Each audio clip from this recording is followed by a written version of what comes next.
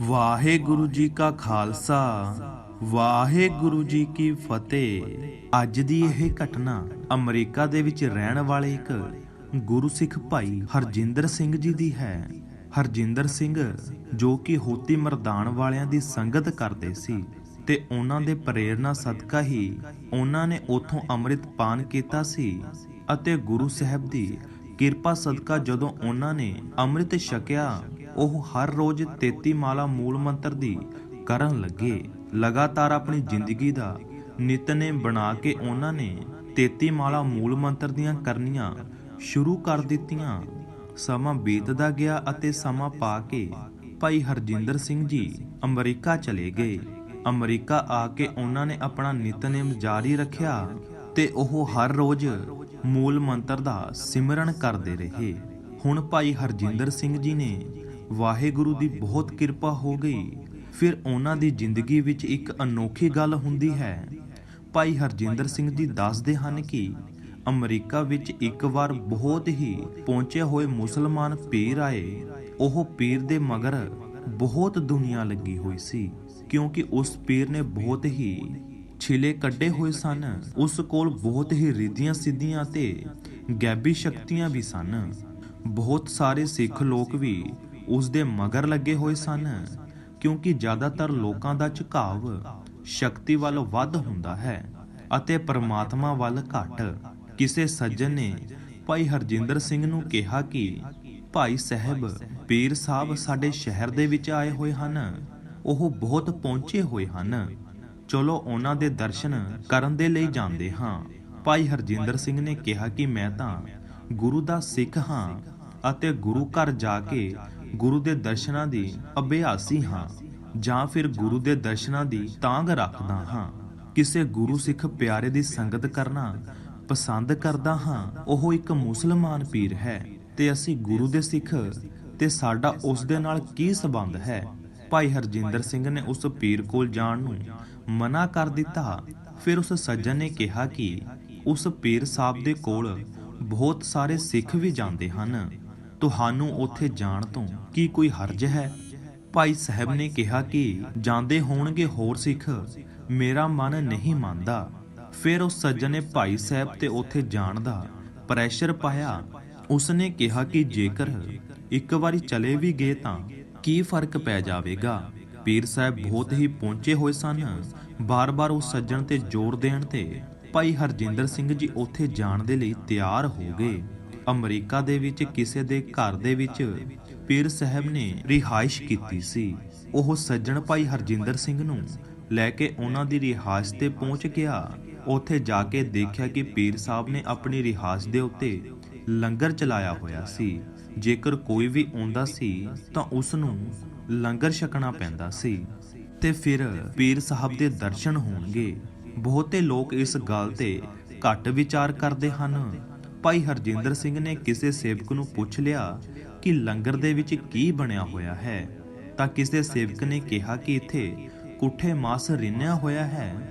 ਭਾਈ ਸਾਹਿਬ ਨੇ ਦੇਖਿਆ ਕਿ ਉੱਥੇ ਕਈ ਸਿੱਖ ਲੋਕ ਵੀ ਇਹ ਲੰਗਰ ਛਕ ਰਹੇ ਸੀ ਕਿ ਮੈਂ ਭੁੱਖਾ ਰਹਿ ਲਵਾਂਗਾ ਪਰ ਮੈਂ ਇਹ ਖਾਣਾ ਨਹੀਂ ਖਾਵਾਂਗਾ। ਫਿਰ ਜਦੋਂ ਭਾਈ ਸਾਹਿਬ ਨੇ ਇਸ ਖਾਣੇ ਨੂੰ ਖਾਣ ਤੋਂ ਮਨਾ ਕਰ ਦਿੱਤਾ, ਫਿਰ ਕਿਸੇ ਸੇਵਕ ਨੇ ਅੰਦਰ ਜਾ ਕੇ ਪੀਰ ਸਾਹਿਬ ਨੂੰ ਦੱਸਿਆ ਕਿ ਬਾਹਰ ਇੱਕ ਸਿੱਖ ਆਇਆ ਹੋਇਆ ਹੈ ਅਤੇ ਉਹ ਲੰਗਰ ਛਕਣ ਤੋਂ ਮਨਾ ਕਰ ਰਿਹਾ ਹੈ।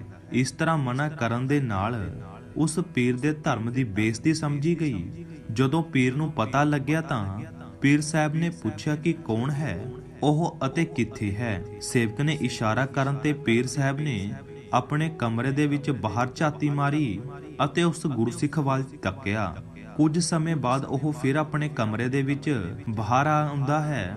ਉਸ ਪੀਰ ਨੇ ਦੂਰ ਖੜੇ ਹੋ ਕੇ ਜੋ ਕੋਈ ਵੀ ਉਸ ਦੇ ਕੋਲ ਸ਼ਕਤੀ ਸੀ ਉਸ ਦਾ ਪ੍ਰਯੋਗ ਕਰਕੇ ਭਾਈ ਹਰਜਿੰਦਰ ਸਿੰਘ ਜੀ ਤੇ ਆਪਣਾ ਪ੍ਰਭਾਵ ਪਾਉਣ ਦੀ ਕੋਸ਼ਿਸ਼ ਕੀਤੀ।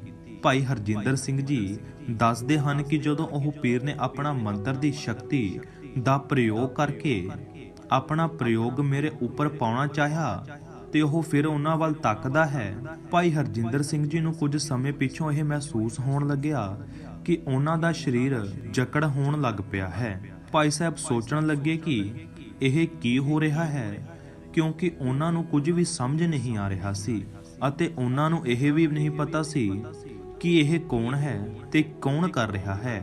ਭਾਈ ਸਾਹਿਬ ਨੇ ਦੱਸਿਆ ਕਿ ਉਸ ਸਮੇਂ ਉਹਨਾਂ ਦੇ ਉੱਪਰ ਗੁਰੂ ਸਾਹਿਬ ਦੀ ਰਹਿਮਤ ਕੀਤੀ। ਉਹਨਾਂ ਅੰਦਰ ਲਗਾਤਾਰ ਮੂਲ ਮੰਤਰ ਦਾ ਜਾਪ ਚੱਲਣਾ ਸ਼ੁਰੂ ਹੋ ਗਿਆ ਅਤੇ ਉਸ ਸਮੇਂ ਉਹਨਾਂ ਦੀ ਸੂਰਤ ਹੀ ਮੂਲ ਮੰਤਰ ਦੇ ਨਾਲ ਜੁੜ ਗਈ। ਭਾਈ ਸਾਹਿਬ ਨੇ ਦੱਸਿਆ ਕਿ ਉਹਨਾਂ ਨੇ ਫਿਰ ਮੂਲ ਮੰਤਰ ਦਾ ਸਿਮਰਨ ਕਰਨਾ ਸ਼ੁਰੂ ਕਰ ਦਿੱਤਾ। ਫਿਰ ਬਸ 1 ਜਾਂ 2 ਮਿੰਟ ਦੀ ਗੱਲ ਸੀ। ਉਸ ਪੀਰ ਦਾ ਜੋ ਵੀ ਮੰਤਰ ਦੇ ਨਾਲ ਭਾਈ ਸਾਹਿਬ ਨੂੰ ਆਪਣੇ ਵਸ ਦੇ ਵਿੱਚ ਕਰਨਾ ਚਾਹੁੰਦਾ ਸੀ, ਉਸ ਦਾ ਮੰਤਰ ਉਲਟਾ ਹੀ ਉਸ ਦੇ ਉੱਪਰ ਪੈ ਗਿਆ। ਇਸ ਤਰ੍ਹਾਂ ਉਲਟਾ ਮੰਤਰ ਪੈਣ ਦੇ ਕਾਰਨ ਪੀਰ ਨੂੰ ਅਚਾਨਕ ਇੱਕ ਚੱਕਰ ਆਇਆ ਤੇ ਉਹ ਦੂਰ ਜਾ ਕੇ ਡਿੱਗਿਆ ਅਤੇ ਉਸ ਦਾ ਸਿਰ ਕੰਧ ਦੇ ਨਾਲ ਵੱਜਿਆ ਅਤੇ ਸਿਰ ਫਟ ਗਿਆ। ਉਸ ਦੇ ਸਿਰ ਦੇ ਵਿੱਚੋਂ ਲਹੂ ਨਿਕਲਦਾ ਦੇਖ ਇਹ ਸਭ ਦੇਖ ਉਸ ਦੇ ਸ਼ਰਧਾਲੂ ਬਿਲਕੁਲ ਘਬਰਾ ਗਏ ਅਤੇ ਕਿਸੇ ਨੂੰ ਕੁਝ ਵੀ ਪਤਾ ਨਹੀਂ ਲੱਗ ਰਿਹਾ ਸੀ ਕਿ ਇਹ ਕੀ ਹੋ ਰਿਹਾ ਹੈ, ਕਿਉਂਕਿ ਇਹ ਅੰਦਰੂਨੀ ਸ਼ਕਤੀਆਂ ਦੀ ਲੜਾਈ ਚੱਲ ਰਹੀ ਸੀ। ਆਖਰ ਭਾਈ ਹਰਜਿੰਦਰ ਸਿੰਘ ਜੀ ਨੇ ਮਨ ਦੇ ਵਿੱਚ ਖਿਆਲ ਆਇਆ ਕਿ ਸਾਰਿਆਂ ਦਾ ਧਿਆਨ ਹੁਣ ਉਹਨਾਂ ਦੇ ਵੱਲ ਹੈ, ਕਿਉਂਕਿ ਉਹਨਾਂ ਦਾ ਪੀਰ ਉਹਨਾਂ ਦੇ ਕਹਿਣ ਤੇ ਹੀ ਬਾਹਰ ਆਇਆ ਸੀ। ਉਸਨੇ ਭਾਈ ਸਾਹਿਬ ਦੇ ਉੱਪਰ ਮੰਤਰ ਚਲਾਇਆ ਸੀ ਤੇ ਗੁਰੂ ਨਾਨਕ ਸਾਹਿਬ ਦੀ ਕਿਰਪਾ ਦੇ ਨਾਲ ਉਸ ਦਾ ਮੰਤਰ ਉਸ ਦੇ ਉੱਤੇ ਹੀ ਉਲਟਾ ਚੱਲ ਗਿਆ। ਕਿਤੇ ਉਹ ਪੀਰ ਦੇ ਮੁਰੀਦ ਗੁੱਸੇ ਦੇ ਵਿੱਚ ਆ ਕੇ ਉਹਨਾਂ ਨੂੰ ਨਾ ਫੜ ਲੈਣ। ਇਹ ਸੋਚ ਕੇ ਭਾਈ ਹਰਜਿੰਦਰ ਸਿੰਘ ਜੀ ਉੱਥੋਂ ਚਲੇ ਗਏ ਅਤੇ ਆਪਣੇ ਘਰ ਆ ਗਏ। ਪੀਰ ਸਾਹਿਬ ਨੂੰ ਚੁੱਕ ਕੇ ਹਸਪੀਟਲ ਲੈ ਜਾਇਆ ਗਿਆ, ਸਿਰ ਤੇ ਟਾਂਕੇ ਲਗਾਏ। ਇਹ ਕਈ ਦਿਨਾਂ ਬਾਅਦ ਉਸ ਨੂੰ ਛੁੱਟੀ ਮਿਲੀ। ਜਦੋਂ ਫਿਰ ਪੀਰ ਸਾਹਿਬ ਘਰ ਵਾਪਿਸ ਆਏ ਤਾਂ ਉਸਨੇ ਆਪਣੇ ਕੁਝ ਖਾਸ ਸਿੱਖਾਂ ਮੁਰੀਦਾਂ ਨੂੰ ਸੱਦ ਕੇ ਕਿਹਾ ਕਿ ਉਸ ਦਿਨ ਵਾਲੇ ਗੁਰਸਿੱਖ ਨੂੰ ਬੁਲਾਓ, ਉਸ ਨੂੰ ਬੁਲਾ ਕੇ ਮੇਰੇ ਕੋਲ ਲੈ ਕੇ ਆਓ। ਸਾਰੇ ਬਹੁਤ ਹੈਰਾਨ ਹੋਏ ਕਿ ਇਸ ਪੀਰ ਨੂੰ ਮਿਲਣ ਦੇ ਲਈ ਲੋਕ ਤਰਸਦੇ ਹਨ ਤੇ ਉਹਨਾਂ ਨੂੰ ਸਮਾਂ ਨਹੀਂ ਮਿਲਦਾ, ਪਰ ਇਹ ਪੀਰ ਗੁਰਸਿੱਖ ਨੂੰ ਖੁਦ ਮਿਲਣ ਦੇ ਲਈ ਬੁਲਾ ਰਹੇ ਹਨ। ਫਿਰ ਉਹ ਭਾਈ ਸਾਹਿਬ ਦੇ ਘਰ ਗਏ ਅਤੇ ਕਹਿਣ ਲੱਗੇ ਕਿ ਪੀਰ ਸਾਹਿਬ ਤੁਹਾਨੂੰ ਯਾਦ ਕਰ ਰਹੇ ਹਨ ਤੇ ਤੁਸੀਂ ਜ਼ਰੂਰ ਚੱਲੋ। ਤੇ ਭਾਈ ਸਾਹਿਬ ਨੇ ਮਨਾ ਕਰ ਦਿੱਤਾ, ਕਿਹਾ ਕਿ ਮੈਂ ਪਹਿਲਾਂ ਇੱਕ ਵਾਰ ਜਾ ਕੇ ਗਲਤੀ ਕਰ ਚੁੱਕਿਆ ਹਾਂ ਤੇ ਮੈਂ ਹੁਣ ਦੁਬਾਰਾ ਗਲਤੀ ਨਹੀਂ ਕਰਨਾ ਚਾਹੁੰਦਾ। ਉਹ ਵਾਪਿਸ ਫਿਰ ਪੀਰ ਸਾਹਿਬ ਦੇ ਕੋਲ ਗਏ ਅਤੇ ਕਿਹਾ ਕਿ ਉਹਨਾਂ ਨੇ ਆਉਣ ਤੋਂ ਮਨਾ ਕਰ ਦਿੱਤਾ। ਪੀਰ ਨੇ ਕਿਹਾ ਕਿ ਜਿਵੇਂ ਮਰਜ਼ੀ ਕਰੋ, ਮਿੰਨਤਾਂ ਤਰਲੇ ਕਰੋ, ਬਸ ਉਸ ਨੂੰ ਮੇਰੇ ਕੋਲ ਲੈ ਕੇ ਆਓ। ਉਹ ਫਿਰ ਭਾਈ ਹਰਜਿੰਦਰ ਸਿੰਘ ਕੋਲ ਗਏ ਅਤੇ ਲੈ ਜਾਣ ਦੀ ਜ਼ੋਰ ਪਾਉਣ ਲੱਗੇ ਅਤੇ ਕਿਹਾ ਕਿ ਪੀਰ ਸਾਹਿਬ ਦਾ ਖਾਸ ਹੁਕਮ ਹੈ ਕਿ ਭਾਈ ਸਾਹਿਬ ਨੇ ਕਿਹਾ ਕਿ ਮੈਂ ਸੱਚੀ ਗੱਲ ਦੱਸਦਾ ਹਾਂ, ਮੈਂ ਪਿਛਲੀ ਵਾਰ ਉੱਥੇ ਗਿਆ ਸੀ ਤਾਂ ਪੀਰ ਸਾਹਿਬ ਨੂੰ ਚੱਕਰ ਆ ਕੇ ਉਹਨਾਂ ਦਾ ਸਿਰ ਫਟ ਗਿਆ। ਜੇ ਇਸ ਵਾਰ ਪੀਰ ਨੂੰ ਕੁਝ ਹੋ ਗਿਆ, ਤੁਸੀਂ ਸਾਰਿਆਂ ਨੇ ਮੈਨੂੰ ਫੜ ਲੈਣਾ ਹੈ, ਇਸ ਲਈ ਮੈਂ ਉੱਥੇ ਨਹੀਂ ਜਾਣਾ। ਤੀਸਰੇ ਵਾਰੀ ਫਿਰ ਪੀਰ ਸਾਹਿਬ ਨੇ ਕਿਹਾ ਕਿ ਉਸ ਨੂੰ ਗਰੰਟੀ ਦਿਓ ਕਿ ਉਹਨੂੰ ਕੋਈ ਕੁਝ ਨਹੀਂ ਕਹੇਗਾ, ਬਸ ਇੱਕ ਵਾਰ ਉਹ ਉਸ ਨੂੰ ਆ ਕੇ ਦਰਸ਼ਨ ਦੇ ਦਿਓ। ਐਨੀ ਵਾਰ ਜ਼ੋਰ ਪਾਉਣ ਤੇ ਭਾਈ ਸਾਹਿਬ ਨੇ ਗੁਰੂ ਸਾਹਿਬ ਦੇ ਅੱਗੇ ਅਰਦਾਸ ਕੀਤੀ ਅਤੇ ਉਸ ਪੀਰ ਨੂੰ ਮਿਲਣ ਦੇ ਲਈ ਚਲੇ ਗਏ। ਜਦੋਂ ਭਾਈ ਸਾਹਿਬ ਜੀ ਉੱਥੇ ਪਹੁੰਚੇ ਤਾਂ ਉਹਨਾਂ ਨੇ ਦੇਖਿਆ ਕਿ ਪੀਰ ਸਾਹਿਬ ਘਰ ਦੇ ਬਾਹਰ ਖੜੇ ਕੇ ਉਹਨਾਂ ਦਾ ਸਵਾਗਤ ਕਰਨ ਦੇ ਲਈ ਉਡੀਕ ਕਰ ਰਹੇ ਹਨ। ਸਾਰੇ ਲੋਕ ਇਹ ਦੇਖ ਕੇ ਹੈਰਾਨ ਹੋ ਗਏ। ਪੀਰ ਸਾਹਿਬ ਨੇ ਸਾਰਿਆਂ ਨੂੰ ਬਾਹਰ ਰੁਕਣ ਦੇ ਲਈ ਕਿਹਾ ਅਤੇ ਭਾਈ ਸਾਹਿਬ ਨੂੰ ਆਪਣੇ ਆਸਣ ਵਾਲੇ ਕਮਰੇ ਦੇ ਵਿੱਚ ਲੈ ਗਏ। ਉਸ ਪੀਰ ਨੇ ਬਹੁਤ ਜ਼ੋਰ ਪਾਉਣ ਤੇ ਭਾਈ ਸਾਹਿਬ ਨੂੰ ਉਸਨੇ ਆਪਣੇ ਆਸਣ ਉੱਤੇ ਬਿਠਾਇਆ। ਉਸਨੇ ਭਾਈ ਸਾਹਿਬ ਨੂੰ 10,000 ਪਾਉਣ ਤੇ ਇੱਕ ਕੀਮਤੀ ਤਵੀਤੀ ਭੇਟ ਕੀਤੀ। ਫਿਰ ਉਸ ਪੀਰ ਨੇ ਭਾਈ ਸਾਹਿਬ ਨੂੰ ਕਿਹਾ ਕਿ ਉਹ ਬਹੁਤ ਹੈਰਾਨ ਹੈ। ਉਸਨੇ ਦੱਸਿਆ ਕਿ ਉਸਨੇ 18 ਸ਼ਿਲੇ ਕੱਢੇ ਹੋਏ ਹਨ। ਉਸ ਕੋਲ ਹੋਰ ਵੀ ਸਾਰੀਆਂ ਰਿੱਧੀਆਂ ਸਿੱਧੀਆਂ ਹਨ। ਉਸ ਦੀ ਸ਼ਕਤੀ ਦੇ ਸਾਹਮਣੇ ਕੋਈ ਵੀ ਠਿਕ ਨਹੀਂ ਸਕਦਾ। ਉਸ ਮੰਤਰ ਦੀ ਸ਼ਕਤੀ ਨਾਲ ਹਰ ਇੱਕ ਨੂੰ ਬਸ ਦੇ ਵਿੱਚ ਕਰ ਲੈਂਦਾ ਹਾਂ, ਪਰ ਇੱਕ ਤੂੰ ਹੀ ਗੁਰੂ ਦਾ ਸਿੱਖ ਹੈ ਜੋ ਉਸ ਮੰਤਰ ਦੇ ਪ੍ਰਭਾਵ ਦੇ ਵਿੱਚ ਨਹੀਂ ਆਇਆ, ਸਗੋਂ ਉਸ ਦਾ ਉਲਟਾ ਵਾਰ ਮੇਰੇ ਤੇ ਹੀ ਪੈ ਗਿਆ। ਪੀਰ ਸਾਹਿਬ ਨੇ ਭਾਈ ਨੂੰ ਕਿਹਾ ਕਿ ਉਹਨਾਂ ਦੇ ਕੋਲ ਕਿਹੜੀ ਸ਼ਕਤੀ ਹੈ।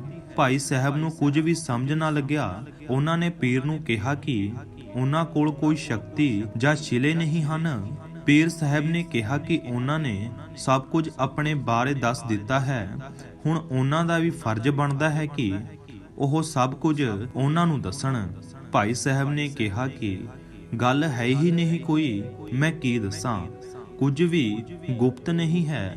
ਪੀਰ ਤੇ ਜ਼ੋਰ ਪਾਉਣ ਤੇ ਭਾਈ ਸਾਹਿਬ ਨੇ ਕਿਹਾ ਕਿ ਇਹ ਸਭ ਕੁਝ ਮੇਰੇ ਗੁਰੂ ਨਾਨਕ ਸਾਹਿਬ ਜੀ ਦੀ ਕਿਰਪਾ ਸਦਕਾ ਹੀ ਹੈ, ਧੰਨ ਗੁਰੂ ਗ੍ਰੰਥ ਸਾਹਿਬ ਜੀ ਦੀ ਕਿਰਪਾ ਸਦਕਾ ਹੀ ਹੈ। ਭਾਈ ਸਾਹਿਬ ਨੇ ਪੀਰ ਨੂੰ ਦੱਸਿਆ ਕਿ ਉਹਨਾਂ ਨੇ 5 ਪਿਆਰਿਆਂ ਤੋਂ ਅੰਮ੍ਰਿਤ ਦੀ ਦਾਤ ਲੈ ਕੇ 33 ਮਾਲਾ ਹਰ ਰੋਜ਼ ਮੂਲ ਮੰਤਰ ਦੀਆਂ ਹੋਰਨਾਂ ਬਾਣੀਆਂ ਦਾ ਨਿਤਨੇਮ ਬਣਾਇਆ ਹੋਇਆ ਹੈ। ਗੁਰੂ ਦੀ ਕਿਰਪਾ ਦੇ ਨਾਲ 3 ਵਜੇ ਅੰਮ੍ਰਿਤ ਵੇਲੇ ਉੱਠ ਕੇ 8-9 ਵਜੇ ਤੱਕ ਨਿਤਨੇਮ ਕਰਕੇ ਗੁਰੂ ਘਰ ਜਾ ਕੇ ਗੁਰੂ ਦੇ ਦਰਸ਼ਨ ਕਰਦਾ ਹਾਂ। ਹੋਰ ਕੋਈ ਰਿੱਧੀ ਸਿੱਧੀ ਜਾਂ ਹੋਰ ਕੋਈ ਮੰਤਰ ਨਹੀਂ ਕੱਢਿਆ ਹੋਇਆ। ਉਸ ਸਮੇਂ ਉਸ ਪੀਰ ਨੇ ਭਾਈ ਸਾਹਿਬ ਨੂੰ ਨਮਸਕਾਰ ਕੀਤੀ ਅਤੇ ਸਜਦਾ ਕੀਤਾ। ਉਸ ਪੀਰ ਨੇ ਭਾਈ ਸਾਹਿਬ ਨੂੰ ਕਿਹਾ ਕਿ ਧੰਨ ਹੈ ਤੂੰ ਜਿਸ ਨੇ ਆਪਣੇ ਗੁਰੂ ਦੇ ਮੂਲ ਮੰਤਰ ਦੀ ਸਾਧਨਾ ਕੀਤੀ, ਪਰ ਤੇਰੇ ਅੰਦਰ ਬਹੁਤ ਹੀ ਜ਼ਿਆਦਾ ਸ਼ਕਤੀ ਹੈ। ਇੰਨੀ ਜ਼ਿਆਦਾ ਸ਼ਕਤੀ ਹੈ ਕਿ ਤੇਰੇ ਅੱਗੇ ਵੱਡੇ ਵੱਡੇ ਪੀਰ ਵੀ ਝੁਕ ਜਾਣਗੇ, ਪਰ ਇਸ ਦੇ ਬਾਵਜੂਦ ਵੀ ਤੁਸੀਂ ਇੱਕ ਸਾਦੀ ਜ਼ਿੰਦਗੀ ਬਤੀਤ ਕਰ ਰਹੇ ਹੋ। ਤੁਹਾਡੇ ਉੱਤੇ ਗੁਰੂ ਸਾਹਿਬ ਦੀ ਬਹੁਤ ਹੀ ਕਿਰਪਾ ਹੈ। ਭਾਈ ਸਾਹਿਬ ਚੁੱਪਚਾਪ ਉੱਠ ਕੇ ਬਾਹਰ ਆ ਗਏ। ਭਾਈ ਸਾਹਿਬ ਨੇ ਦੱਸਿਆ ਕਿ 20 ਸਾਲ ਹੋ ਗਏ ਹਨ, ਮੁੜ ਕੇ ਉਹ ਪੀਰ ਅਮਰੀਕਾ ਨਹੀਂ ਆਇਆ। ਜੇਕਰ ਤੁਹਾਨੂੰ ਸਾਡੀ ਇਹ ਵੀਡੀਓ ਚੰਗੀ ਲੱਗੀ ਤਾਂ ਵੀਡੀਓ ਨੂੰ ਵੱਧ ਤੋਂ ਵੱਧ ਸ਼ੇਅਰ ਜ਼ਰੂਰ ਕਰਿਓ। ਨਵੀਂ ਵੀਡੀਓ ਲੈ ਕੇ ਜਲਦੀ ਹੀ ਆਵਾਂਗੇ। ਉਦੋਂ ਤੱਕ ਦੇ ਲਈ ਵਾਹਿਗੁਰੂ ਜੀ ਕਾ ਖਾਲਸਾ, ਵਾਹਿਗੁਰੂ ਜੀ ਕੀ ਫਤਿਹ।